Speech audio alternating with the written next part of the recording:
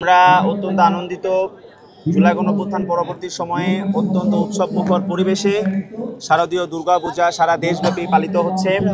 আমরা গত 16 বছর ধরে আমাদের এই বাংলাদেশে সাম্প্রদায়িকতার নামে, সাম্প্রদায়িক সম্প্রীতির নামে যে অপরাজনীতি হয়েছে, সেই অপরাজনীতির আমরা কবর রচনা করেছি 5ই আগস্টের মধ্য দিয়ে। আমরা বলতে চাই যে বাংলাদেশের মধ্যে হিন্দু, মুসলিম, বৌদ্ধ, খ্রিস্টান সকল ধর্ম বর্ণের মানুষের যে সম্প্রীতি, এটি আমাদের শক্তি এবং সেই শক্তি নিয়ে এগিয়ে যাবে বাংলাদেশ সকল ষড়যন্ত্র মোকাবেলা করে। জাতীয় যুব শক্তি বাংলাদেশের একটি যুব সংগঠন হিসেবে, জাতীয় নাগরিক পার্টি এনসিপির একটি যুব সংগঠন হিসেবে আমরা যুব সমাজকে নিয়ে কাজ করি।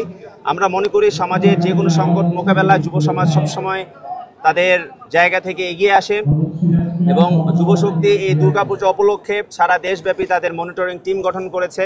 সারা বাংলাদেশব্যাপী আমাদের টিমগুলো তারা কাজ করছে এবং আমরা মনে করি যে গত 16 বছর ধরে যে অপরাজনীতি হয়েছে, সে অপরাজনীতি আর বাংলাদেশে করার কোনো সুযোগ নেই।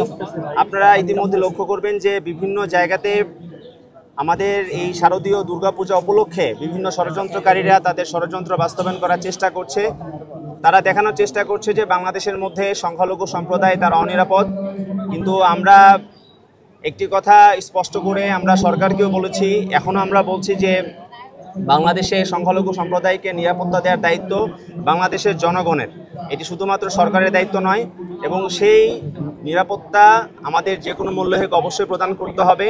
এবং এই শারদীয় দুর্গাপূজা উপলক্ষে আপনারা জানেন যে পার্বত্য চট্টগ্রাম থেকে শুরু করে বিভিন্ন জায়গাতে বিভিন্ন ধরনের কর্মকাণ্ড সংগঠিত করার চেষ্টা করা হচ্ছে, যেগুলোর মাধ্যমে আন্তর্জাতিক বিশ্বে বাংলাদেশের ভাবমূর্তি ক্ষুণ্ণ করার একটি ষড়যন্ত্র চলছে। আমরা যুব সমাজের পক্ষ থেকে বলবো বাংলাদেশের মানুষকে, আপনারা সেই ব্যাপারে সজাগ দৃষ্টি রাখুন। কোনোভাবেই আমরা আমাদের এই বাংলাদেশের মধ্যে সাম্প্রদায়িক সম্প্রীতি কোনোভাবেই আমরা নষ্ট হতে দিব না এবং আমাদের আগামী যে বাংলাদেশ, সেই বাংলাদেশ হবে ইনক্লুসিভ বাংলাদেশ, অন্তর্ভুক্তিমূলক বাংলাদেশ।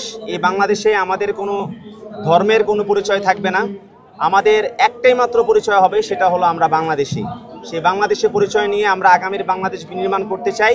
সবাইকে সাথে নিয়ে সবাইকে আবারও শুভেচ্ছা। ধন্যবাদ সবাইকে। শারদীয় দুর্গাপূজার শুভেচ্ছা সবাইকে।